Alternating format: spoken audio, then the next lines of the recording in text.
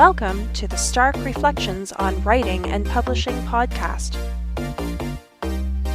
There has never been a better time for writers.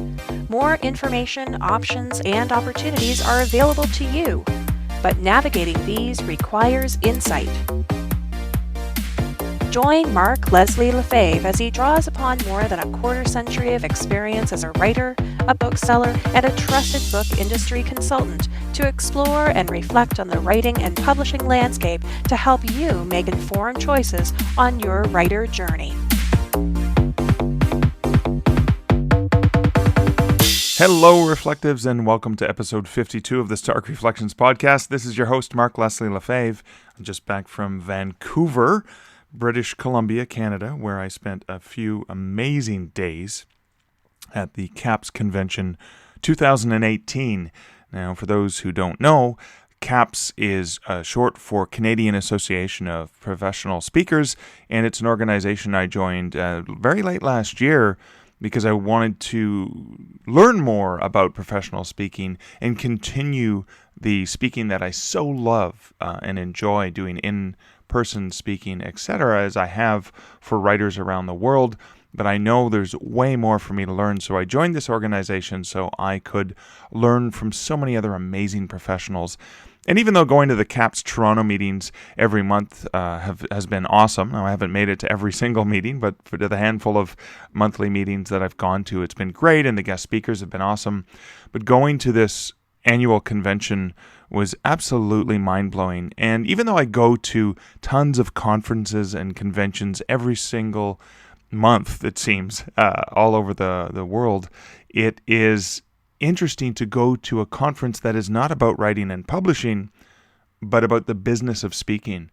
And it is so overwhelmingly wonderful to be completely out of my comfort zone, because when I'm at a writers conference, I'm with writers and publishers and writing and publishing and talking about that. But at this particular conference, there are experts from virtually every possible niche that you could be speaking about.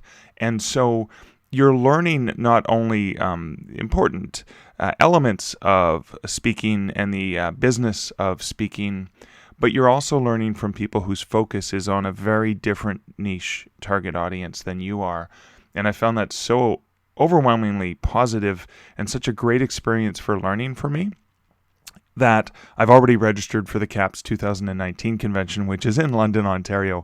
Absolutely amazing experience. I'll probably be talking more in several episodes as we go forward, reflecting back on some of the many things that I've learned at the conference and the inspiration from so many fascinating speakers. Even several folks that I met at the conference will probably be in forthcoming episodes of this podcast, because the things that they have to teach, I think, are really valuable and important for writers and creative types.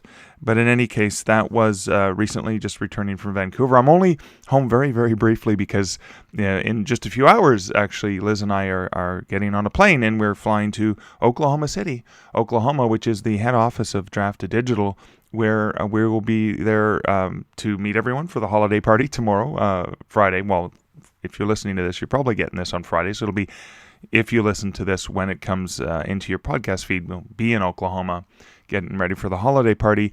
And it'll be a wonderful opportunity for me to hang out with several of my Draft Digital colleagues that I have not yet had the pleasure of meeting in person. And that's going to be really exciting. And I'm going to be spending a few days in the office working on some of the great things. I mean, I get to work with Dan and Kevin all the time because we regularly meet and even see each other at conferences, but it'll be great to hang out with them for a few days where we're not at a conference, but we're actually in the office and working with several of the other amazing folks there. It's going to be an absolutely wonderful opportunity, and just a teaser, but we are planning something really cool for authors that we'll be excited to announce. And pay attention to drafttodigital.com. Check out the blog. Kevin will be writing some sort of post about that, pretty sure I'm soon. In other news, some great shout-outs. Thank you so much to Audio Factory and Findaway Voices for your shout-outs on Twitter about episode 51, the interview with Rachel Amphlett, in which we did talk a lot about audiobook production. She used Audio Factory, And we talk about the great narrator that she has, Alison Campbell, as well as using Audio Factory for the production of her one of the series that she has in audio, as well as how easy it was to use Findaway Voices. And speaking of Findaway Voices, they are the sponsor for this podcast. And Findaway Voices is an opportunity for you to not only connect with narrators and producers if you need those for creating an audiobook, but if you already have an audiobook that is professionally produced and ready to go, you can use Findaway Voices to upload it to the world's largest distribution of audio markets in both retail and library channels. And you can learn more about how to use Findaway Voices via starkreflections.ca/findaway. But that's enough for the personal introduction and the sponsorship portion of this podcast.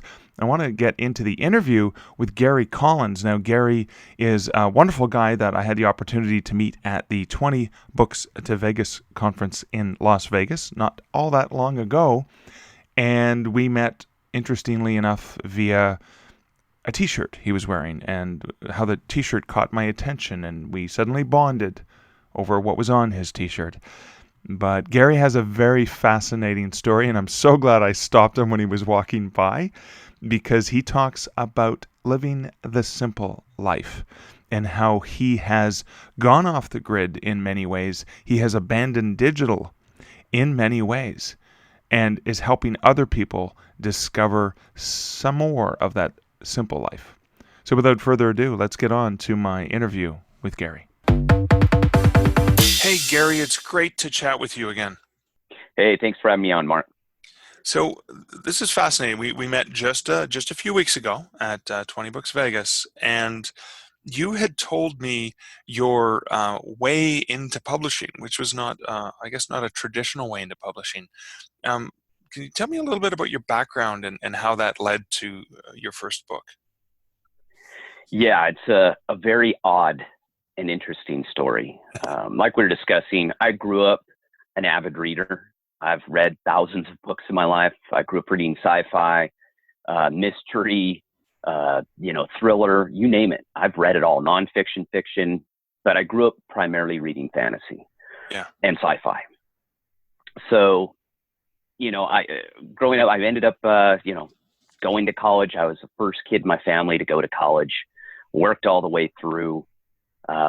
It started as an engineer of all things and ended up being a criminal justice major after my first year. Yeah, a pretty diverse switch. Engineering to criminal justice major. Okay. And it was due to, I just didn't feel the engineering field was going to make me happy. And it was very hard to do also. And this is kind of a pre of Gary, the do his own thing.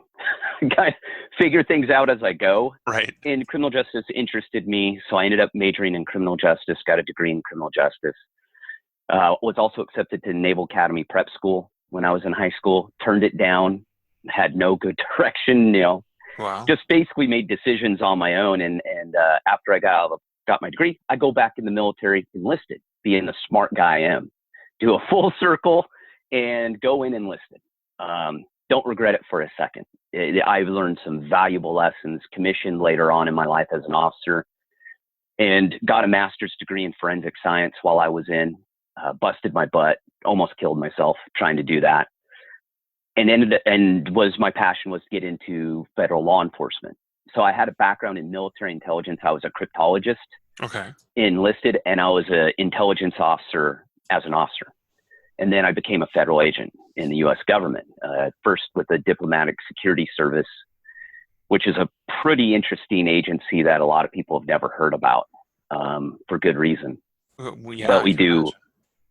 Yeah, and when I was with the State Department Diplomatic Security Service called DSS, we were on TLC, the Learning Channel, or the TLC, the Learning Channel, and then Discovery, and we were on A&E.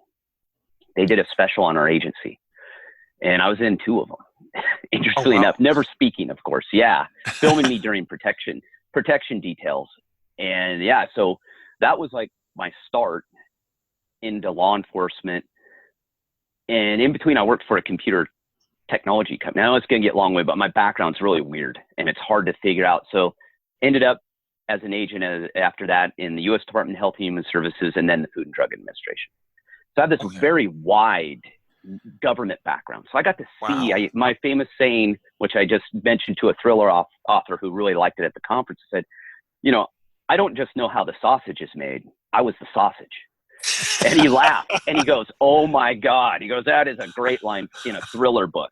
Oh, that and is. I went, well, that's, yeah, I just went, well, it's the truth. I just spent in such diverse agencies that I got to see how the intertwinings, and I was around, you know, the most powerful people in the world. You know, I was with Colin Powell, Bill Clinton next to him at one point, you know, doing details that were with Hillary, you know, Netanyahu, Yasser Arafat. I mean, crazy stuff, hearing inside conversations.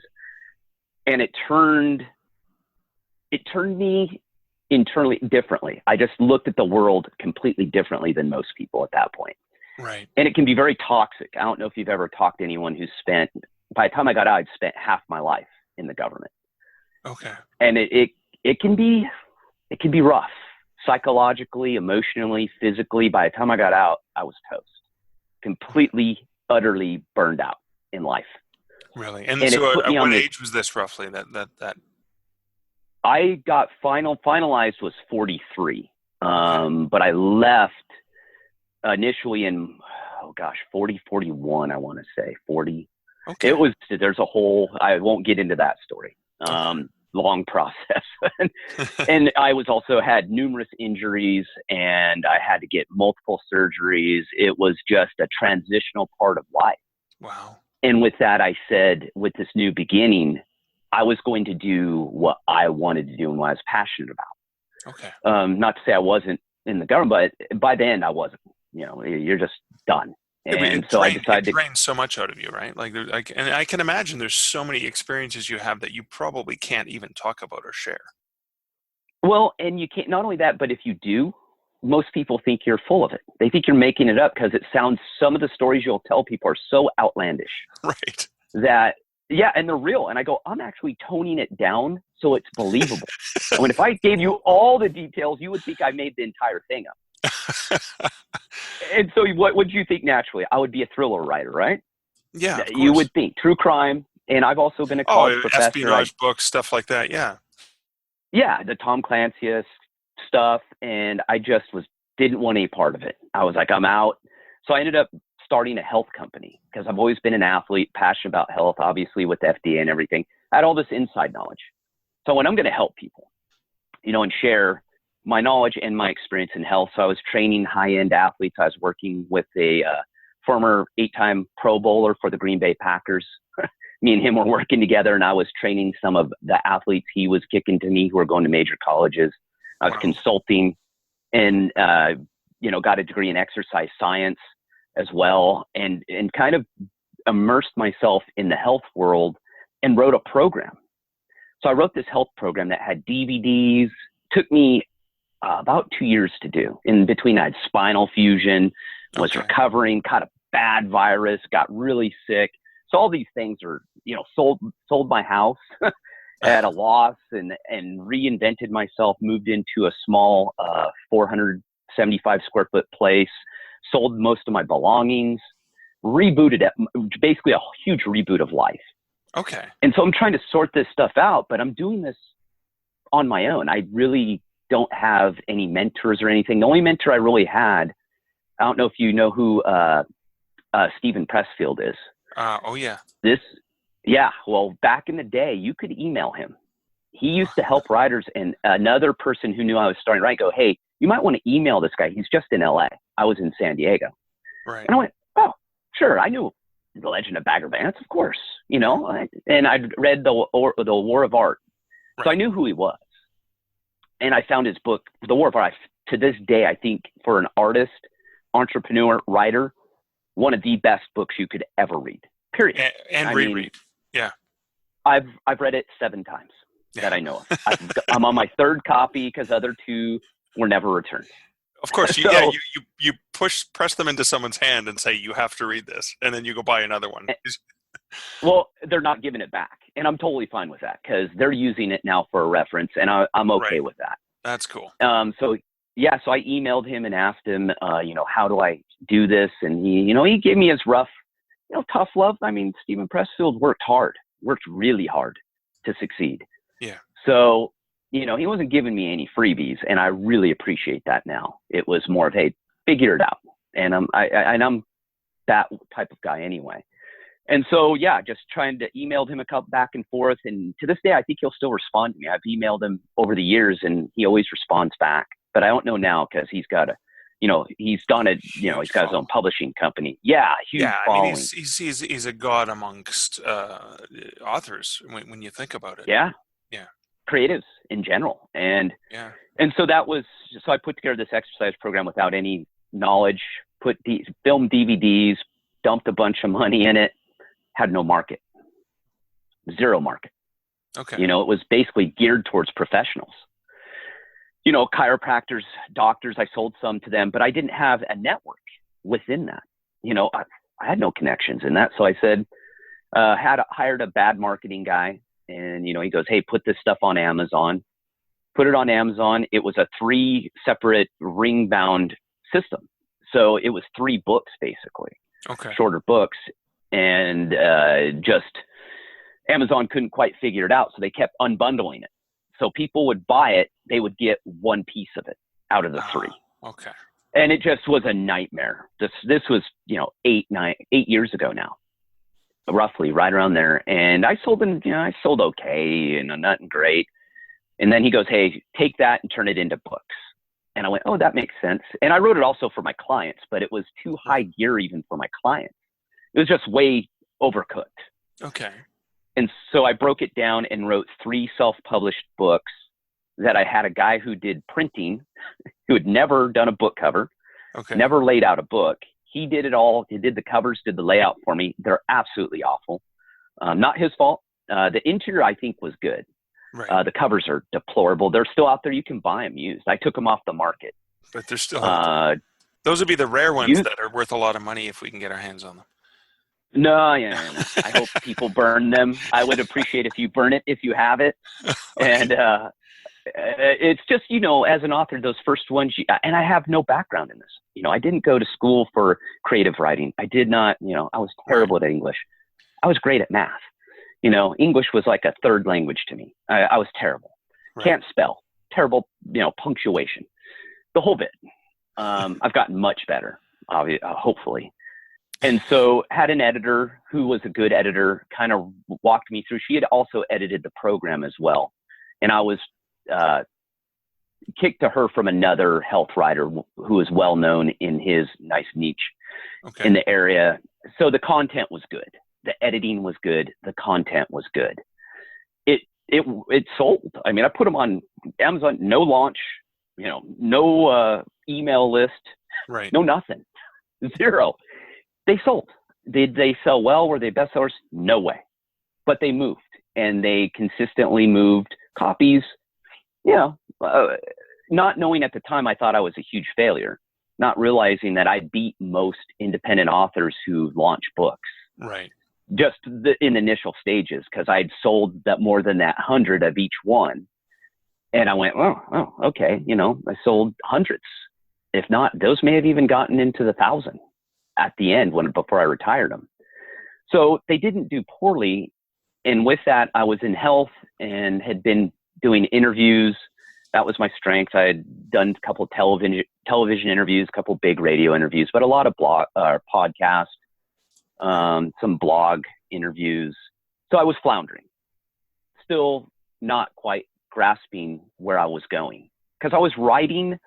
The writing wasn't my primary. You know what I mean? It was, It came from giving my clients information, because they kept asking me the same questions over and over and over. And I finally just put them in books and just said, if you want to work with me, you have to buy the books. Right. It was mandatory. Okay. So that helped.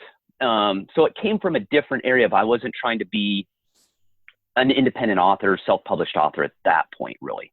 It was more, that was secondary to more of, I was trying to get the information to my clients.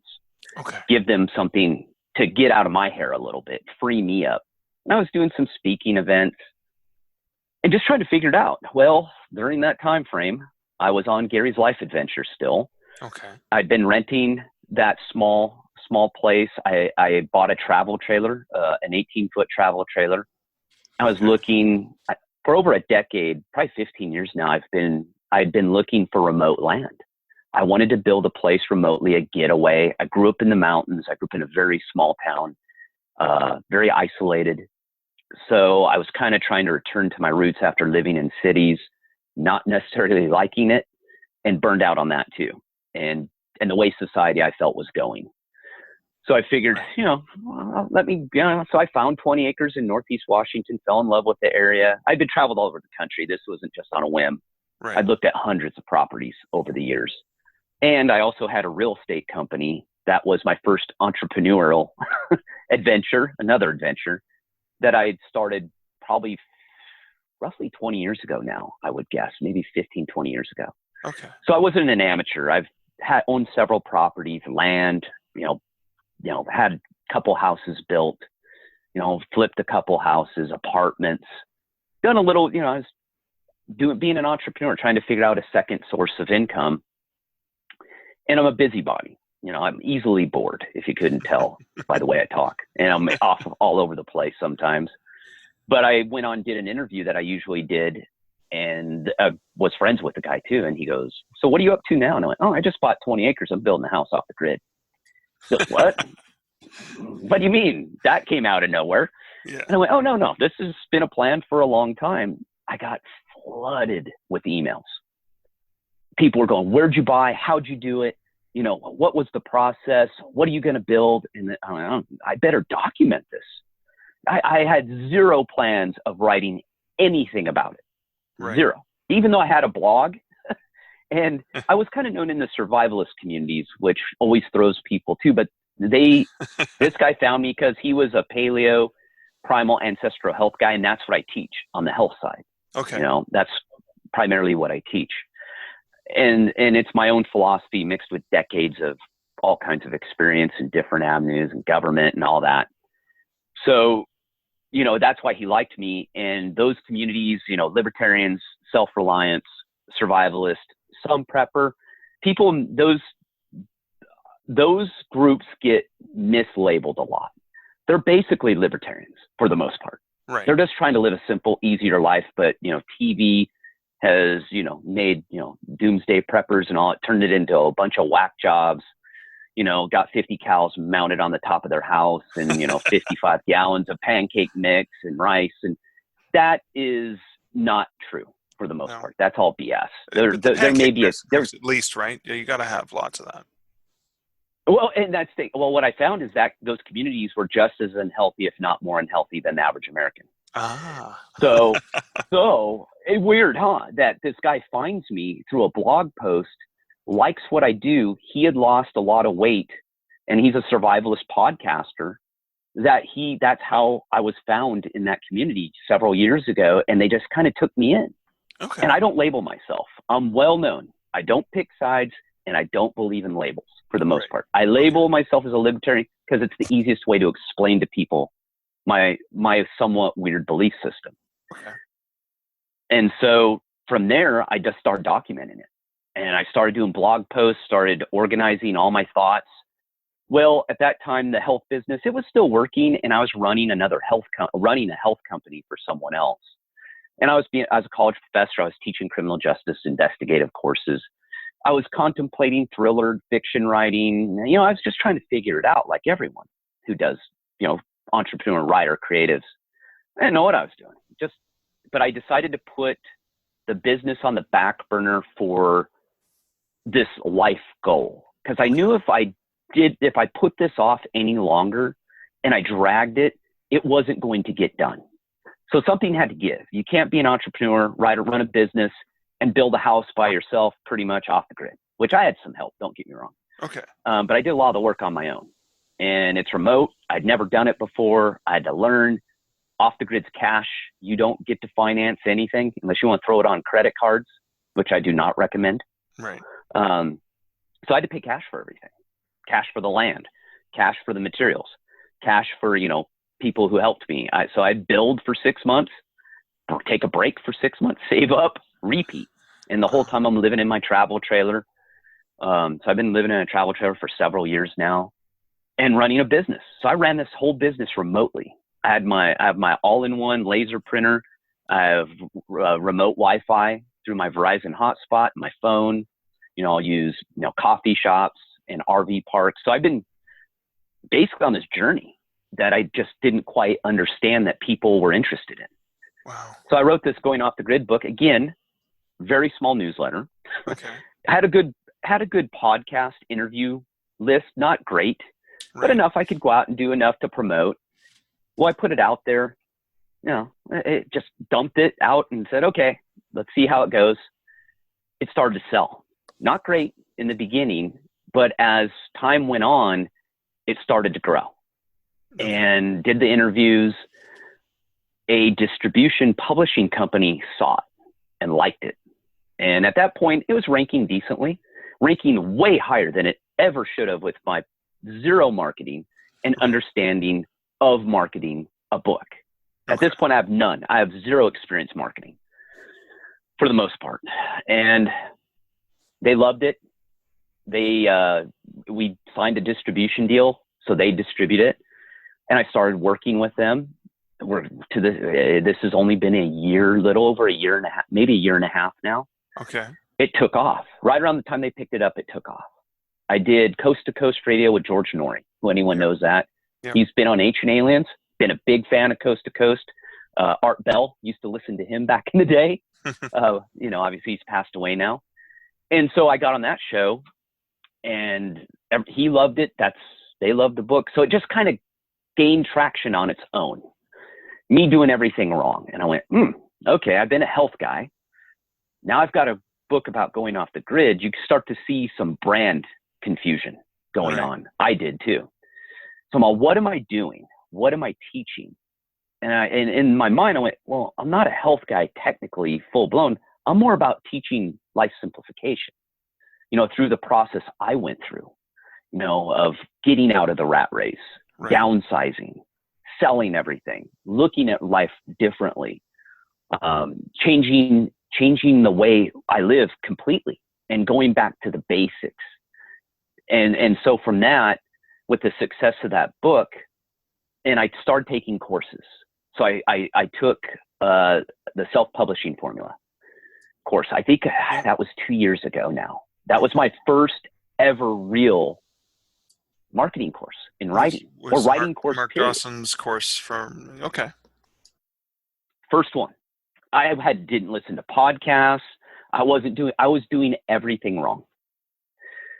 So that kind of, even as I learned the marketing, the book kept climbing.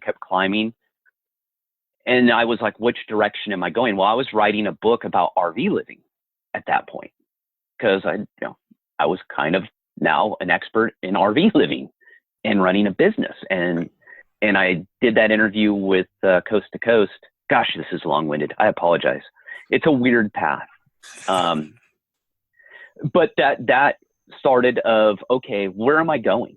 So I rebooted the company, had a couple conversations with some people who are in the know in the indie publishing world that I found through, listening to the podcast. Still hadn't gone to a conference. The conference you saw me at was my first writers conference too. Whoa. Okay. And now you got to realize now we're in 8 years deep, 8 years deep into writing and running, being an entrepreneur, and just lost, I felt. But I didn't realize I was doing actually okay.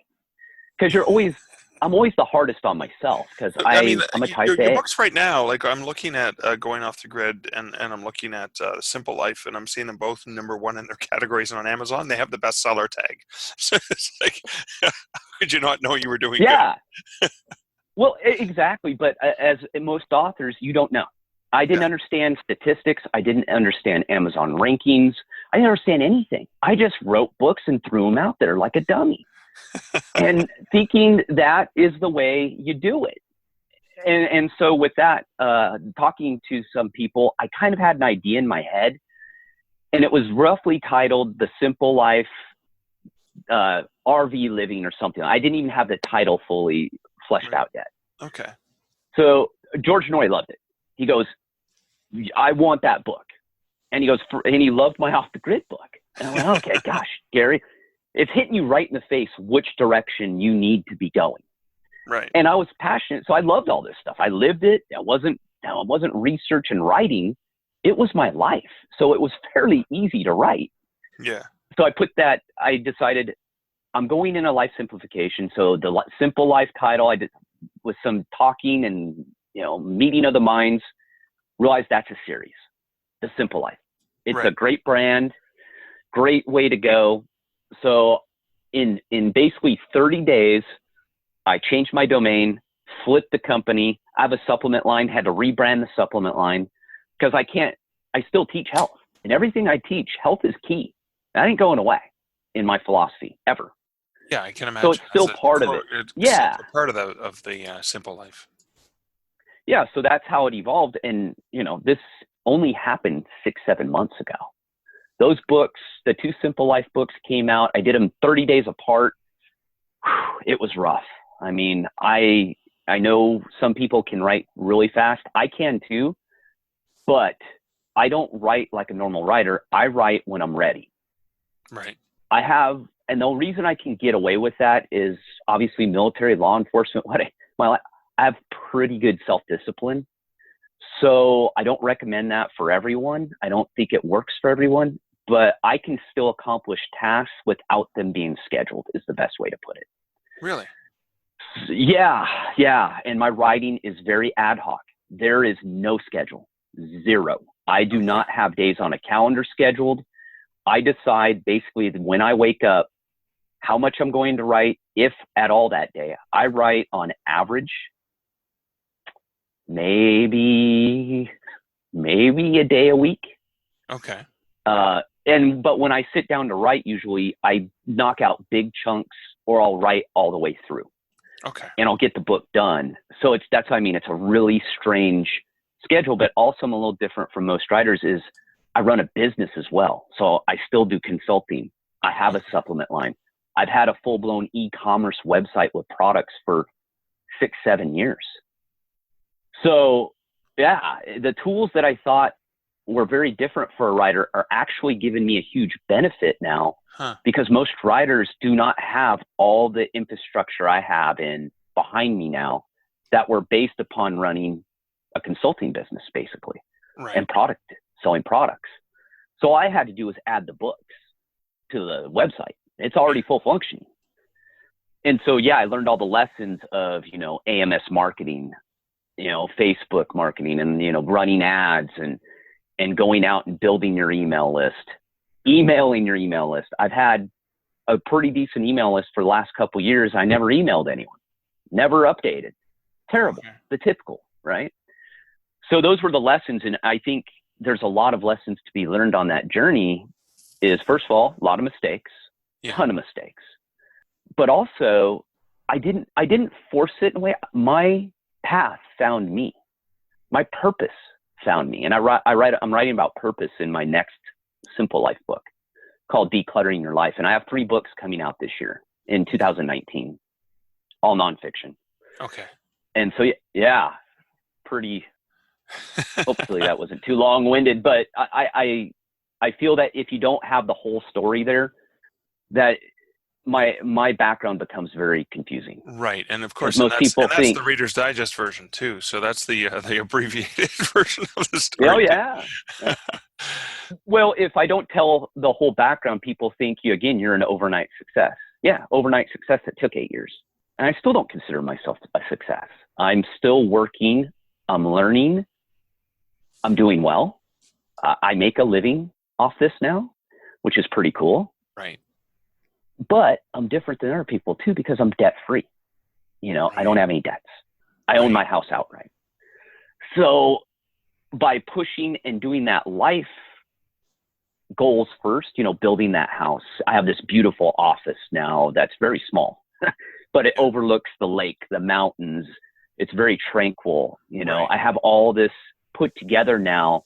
And it was that simple attitude of you bite the bullet now and take the pain now for the long-term benefit. Right. And that's how I always look at things and how I've looked at what I do is I'm not trying to be a flash in the pan. I'm trying to build something that I can do long-term. Right. And that's a very different philosophy and takes a heck of a lot more patience. And it's rough. Yeah.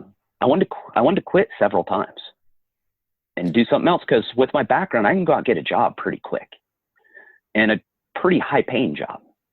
Got offered to be a full-time college professor. Turned all that stuff down because I can't do it.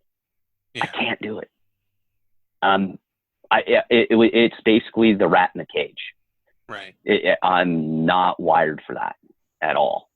And this is my path now. So it's kind of cool that I found it and attended my first writers conference, which was eye-opening. Yeah. Fantastic. So what led you to get to that first writers conference? I mean, you'd been doing it for a long, long time. You've been working at it, but what was the tipping point for you to say, I need to go to this conference? I think it was, first of all, I'm a big fan of, you're always learning. You know, my attitude, I have a saying, if you're not learning, you're dead. You humans are wired to learn and to keep busy. Our minds are busy for a reason. It's a survival mechanism. I won't get too far into Gary's hunter-gatherer primal lifestyle stuff, but you know, I'm a big kind of geek, and I'm always learning about the human condition, about where we come from, how we're wired, how we're geared to work, how we're supposed to interact with Earth, which has helped me greatly on the business side, because it not only helps me understand myself, but helps me understand other people. And not only that, but with the law enforcement and all that, and dealing with deviant behavior and all kinds of interesting things, that the conference had been on the list, but I could never make it work time-wise. And someone said, hey, there's this indie conference called 20 Books to 50K. And I went, I've never heard of that. And they go, it's fairly new. I went, and it was another indie author said, hey, I went last year, and it was, she found me. I asked on one of the SPF groups, I said, hey, I'm looking for someone to do some pre-reading for me. I've never had it before. That's another interesting thing. I've never had an advanced reading team on any of my books. I write it, and I write it in sequence and in order, give it to my subheads, everything. It's all done. My editor, not in the first ones. The first ones were not that way. The last 3 have been done in this order. And so she gets it, cleans it. I go over it one more time. Boom, it's done. Very, oh gosh, is it Dean Wesley or Wesley Dean? Dean Wesley Smith. Dean Wesley Smith. Very much the way he talked, how he writes. Right. Which was eye-opening. I'd never heard anyone talk and go, I write this way. I went, oh my God, I write that way. Oh, I thought I was an oddball. I thought I was doing it wrong. So just talking to her, I just went, I'm doing it. So I went on the website. Of course, it was already sold out. It was a waiting list. So I almost said, forget it. But I went, something in my head said, no, sign up for the waiting list. Just do it. That way you can at least go next year, the year after. Well, within like a week, I got an email saying, hey, you've been accepted. A slot opened up. Cool. And I think it was because Craig probably opened it up wider, would be my guess. Yeah, to a larger group of people, I think. Yeah. Yeah. And so I went, great, I'm in. And part of the year, I'm not too far from Vegas. I'm a wimp. When it gets cold, I leave my off-grid property, and it's 4-wheel drive in the summer. So if I stay in the winter, I'll be literally stuck. And once it snows, it's dangerous. So I get out of there. And I'm getting older. I don't like cold weather that much anyway. So I come down here. So it's an easy drive. And I just went there. I knew a couple people, but I'd never met him in person. Brian Cohen was one of them. Right. And we'd talked, and he'd given me some help here and there. And he does my book blurbs. I had always written them before, and they were terrible, absolutely terrible. And I hated doing them. I hated doing them, and didn't understand the importance of cover and back matter, which was probably 2 of the biggest things I got out of taking the SPF course and this writers conference. Right. Is always, you can have the best content in the world. If your cover sucks and your book description sucks, you're sunk. Right. Unless you're a unicorn and just by luck it catches, which is pretty rare, if ever. Yeah. You know? And so, yeah, that's what spurred me to go. And I just walked into the conference, just bubbly-eyed, dumb Gary, not knowing anything. And it was very eye-opening, because the biggest thing it taught me is you need to integrate yourself with other writers. It's healthy. And understand, because I'm a nonfiction guy, as you know. That conference is primarily geared towards fiction. Oh yeah, yeah. So I was an oddball, but it was still incredibly useful for me, and made a lot of contacts. Heck, I met you. Yeah, which kind of leads to sort of an amusing story about how we met. As I was in the hallway just outside the main room at 20 Books 50K, and having a conversation with an author, because we didn't want to be rude and chatting in the back while someone was on stage. And as we were talking, I looked over and I saw this guy coming down, and he had this Rush t-shirt on, and I'm a huge Rush fan, and again, I'm not an extroverted sort of person unless I'm on stage. And I thought, well, I should say something to him, because we're probably kindred spirits, because if he's got a Rush shirt on, he's got to be pretty cool. But then I went, no, don't do that. You don't do that. And I debated with myself 4 or 5 times. And then finally, I think I put out a hand for a high five or something along that line, and said, hey, love your t-shirt. Yeah. And that kicked off a pretty incredible conversation that sort of led to us getting to know one another.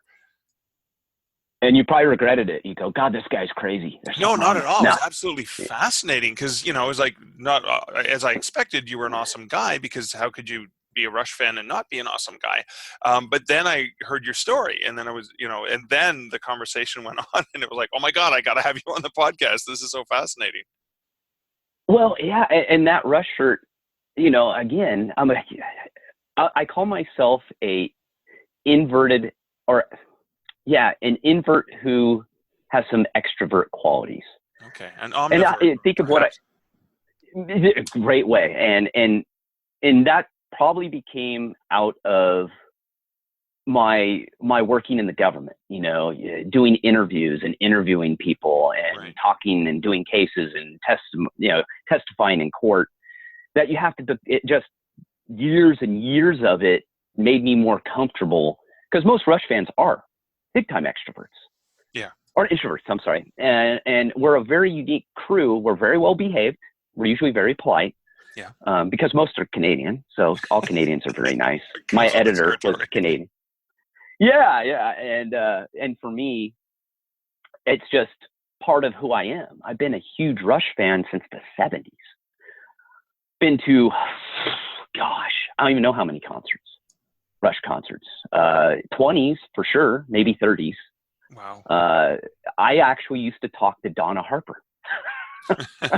She was the one who found him. If anyone's a big Rush geek knows who Donna Harper is, she's the one in Cleveland who forwarded Working Man to that Cleveland radio station. I can't remember if she was working there.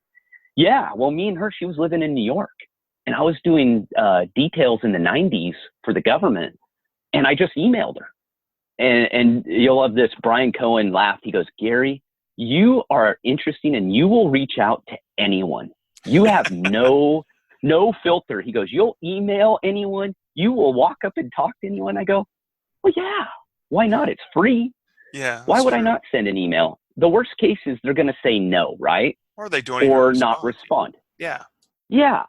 And I think that benefited me as well, is that I don't have a lot of fear.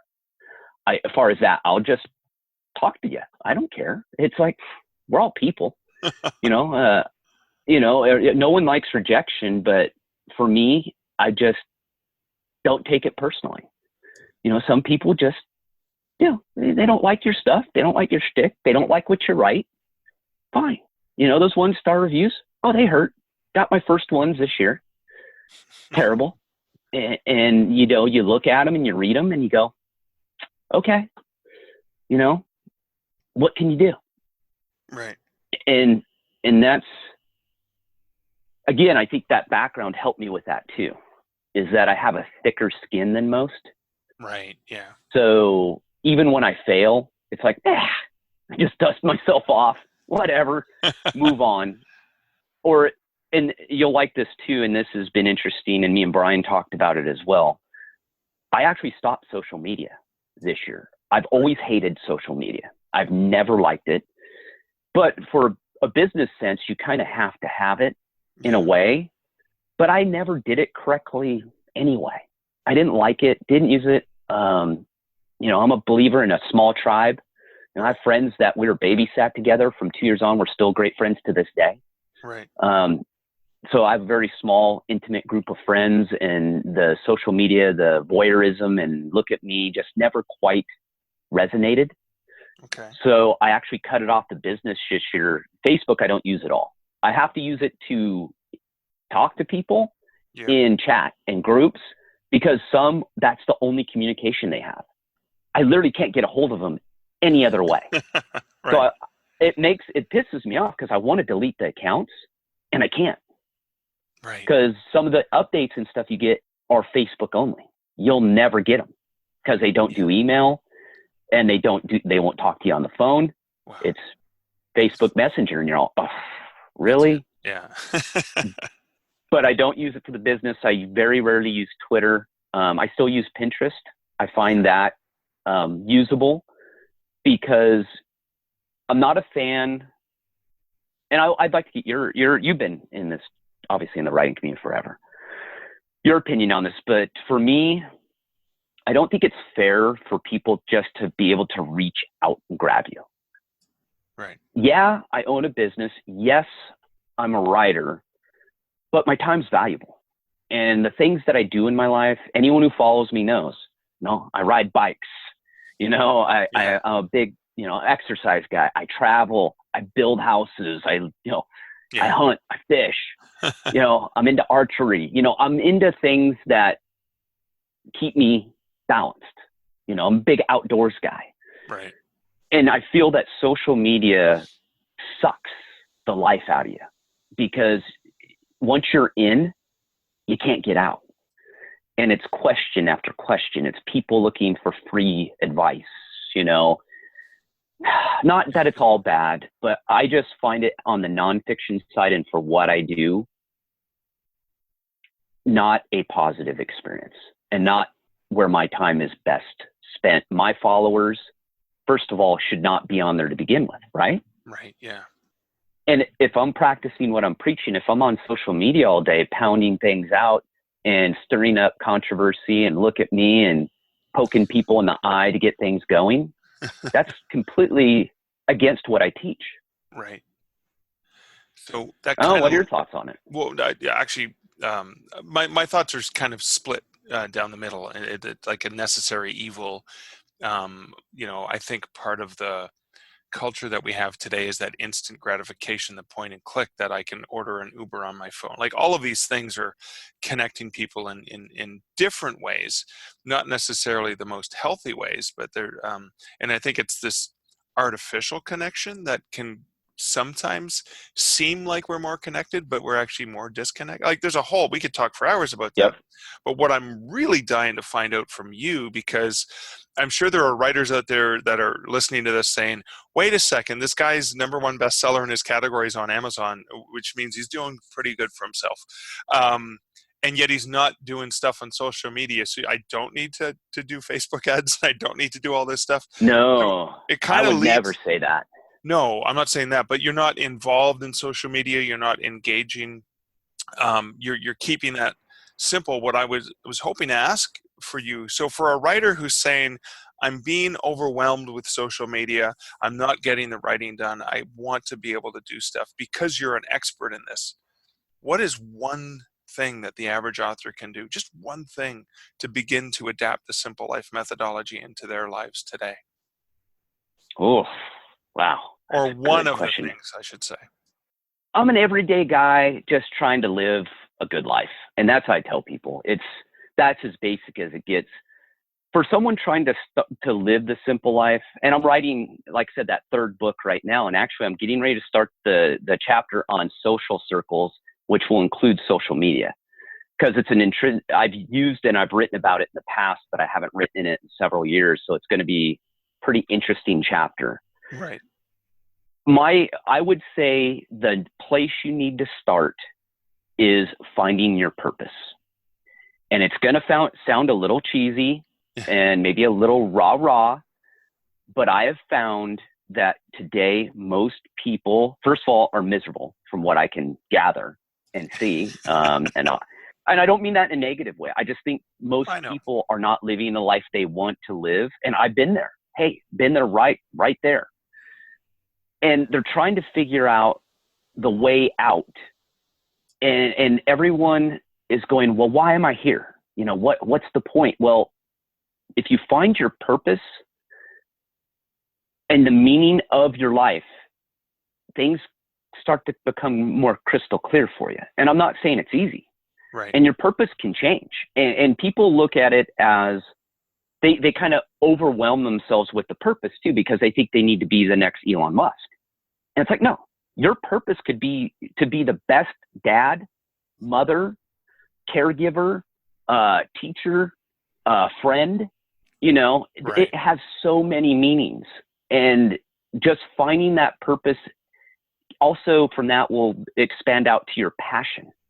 Okay. And we've always heard this, that, and when we're young, my grandparents always told me this. They go, just pursue something you love. You know, you always heard that. Do something you enjoy. Right. Well, that's yes and no to a point. You know, you don't, if you enjoy eating chocolate, you don't want to do that all day and make a profession. But if you do like chocolate, it could turn into, you could be someone who opens a bakery or makes, a fine chocolate and sells it to a very elite, you know what I mean? Right. It's the opening your mind up to that fact that, okay, I enjoy this. Right. How can I do something? And it's a simple analogy would be people who love sports and they go, but like me, I'm a 5'6", guy with a pretty broken body. There was no professional athletic career in me for the most part. But what I could have done is I could have taken that passion and been a sports announcer. I could have, and I did, I trained athletes. I used all that passion I had for sports and turned it into something else. And it's just because you're interested and you don't see a way for you to do it. There's other aspects of that passion that can turn into a career and do the thing you want. So yeah, long-winded answer, but purpose, find your purpose and figure it out. Cause I think going through life without purpose, it's a pretty lonely road. Wow. What a great way. If it sounds it sounds harsh, but and that's why I'm so against social media. I see a lot of lost souls on social media. Wow. And, if you find yourself there picking fights, trolling, posting breakfast, pictures of your cat, you need to kind of self-reflect and going, what am I doing with my time in my life? Right. Why am I doing this? Which opens up a whole host of, these questions of humanity. And again, your purpose. I always tell people, because being from the health world and what I do, that focus on the positive and don't necessarily not focus on the negative, realize it, but don't try and change the negative. Try and change the positive. Put your effort into that forward movement, because the excuses you always get, especially in health, are I don't have the time and I don't have the resources. You get that. I don't care what any pursuit you're in, usually health, but you always get that back from people. I get it from the off the grid stuff. Oh, I'm not you. Oh, I can't do that. Really? Okay. Actually, yeah, you can. And I did it. So I'm pretty sure you can do it. I don't come from long lines of rich people. I did this all on my own, figured it out on my own. I wrote the book. So you actually are going to save time and money, because I'm going to save you a ton of, and teach you a bunch of lessons that I had to learn the hard way. Yeah. So with those excuses, especially the time and money, first of all, consumerism. We buy a bunch of crap we don't need. And I'm writing about that as well right now, and will be a future book. And also the time factor. We spend 4 to 5 hours a day watching TV and on social media. You're telling me with that 4 to 5 hours of non-productivity a day that you can't chase a passion and do something positive that will make your life better? If when I blow that back in people's faces, they just look at me like, oh, he called me out. And that's what I'm known for. In what I teach, I don't pull any punches. I don't candy coat anything. Right. It's an acquired taste. You may not like it, but I'm not going to change. Well, and you're paying it forward the way that Stephen Pressfield helped you out too, right? Well, exactly. Everyone wants a handout instead of a hand up. Everyone wants an easy button. And we've been programmed that way, and that's a whole nother philosophical debate over, history of time that we don't want to get into. But you have to, once you realize that you're making excuses, and that you, especially in North America, we live in probably the freest part of the world there is, right? Yeah. Economic prosperity. What we consider poor would be absolutely disgustingly rich in most countries. And I've been there. I've been to some of the worst places in the world. We are very fortunate. And I think that gives me a different reflection upon life too. Right. That you just have to work within that system. You may disagree with the politicians, you may disagree with the laws, regulations, taxes, but you can either let that inhibit you and stop you from accomplishing your goals, or you can say, you know what, I got it pretty good. This is what I need to change. Here's how I need to fix it, and just do it. And once you take that kind of mindset and path in life, everything, all that noise starts to quiet down. Yeah. And you start to focus on the things that are important. And I think that's, if you get anything out of what I've talked about today and we've chatted about and what I teach, is just funneling it down to the simple things that are going to make you happy, your life more enjoyable. And you'll like this. I just put my definition of freedom in the next book. And I talked about how money doesn't equal power, greed, and possessions. Money equals freedom. And you need to apply that philosophy, because money has a whole lot of negative connotations to it. But you have to look at it as, that's our system. That's a tool. That personal financial separation or prosperity equals more freedom for me. Freedom is, my definition is the pursuit of the happiest, simplest life that does not affect the freedom or happiness of others. That was my roughly. I think I tweaked it a little bit. That's cool. That's how I define freedom. Yeah. And that's what I mean. Once you kind of look at it this way, and don't get me wrong, I'm no lifestyle clairvoyant by any stretch. I'm just taking the lessons I've learned. Right. And I'll tell you, I'm much happier, a lot less stress. I sleep really well, which I never did for decades. Terrible sleeper, terrible insomniac. And I live and do things out of a travel trailer. It's me and my dog. We cruise around. I do the things I want. And it's because I took and put things into action. I didn't sit there and whine about it, because I've done plenty of that. Right. Did plenty of that years past. Once I crossed that line and said, no more, I'm not going to make excuses, everything kind of changed. That's fantastic. So we are running out of time. So please, after inspiring everyone, please let us know where we can find out more about you and where people can purchase your books. My website now, the new website, which has been around, is thesimplelifenow.com. I sell all my books there. You can buy them from my website. I have my supplement line that I've had forever. Ton of free information that I share on my Off the Grid project. Also, if you want to stay in the now and updates, you have to pay attention to the blog, or better yet, sign up for the newsletter, because blog posts they get automatically sent out through the newsletter. Okay, cool. And that's how I keep my community. My community is within only that little world. If you're looking for social media to ping me on there, probably not going to happen. You might get lucky if I'm checking something else. Right. But my books are on Amazon. I've gone wide. I'm now exclusive to Amazon. Maybe we can talk about that sometime. So I have a distributor, so I'm worldwide on print copy. That's cool. Well, Gary, thanks so much for hanging out with me today and sharing some fascinating tales. Oh, thanks for having me on.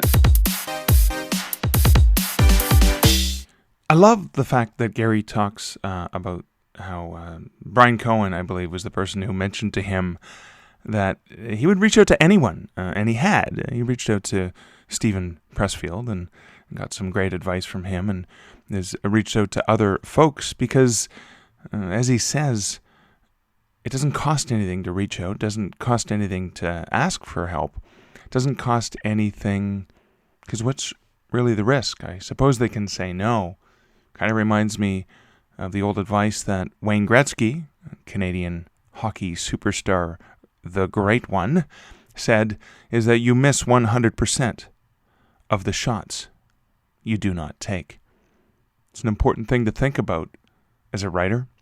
You think about the creativity and the heart and sweat and blood and tears that you invest into that writing project. You put a lot of work into it. You put a lot of effort into learning about writing, learning about the business of writing. Obviously, if you're listening to this podcast, you're obviously at least interested in a little bit of that. And you may need something. You may need to reach out to a potential editor you want to work with. You may want to reach out to a graphic designer. Maybe you want to reach out to another author out there and say, hey, I love the designer for your book. Would you mind telling me who it is? Maybe you're reaching out to ask someone for a blurb for your book, or a little bit of advice, or you just want to reach out to tell somebody how much you appreciate what they've done for you. You've read a great book. You were inspired by a speaker, whatever it was. Reaching out to another person. It's kind of what writing and publishing is all about, isn't it?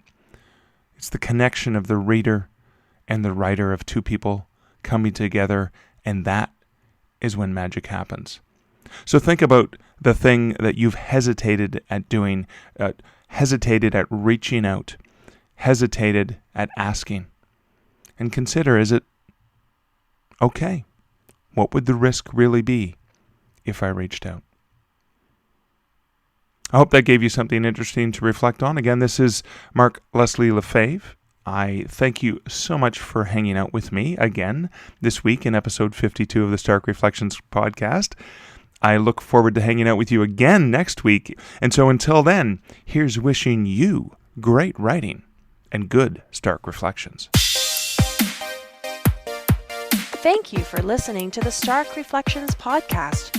You can find show notes for each episode at starkreflections.ca.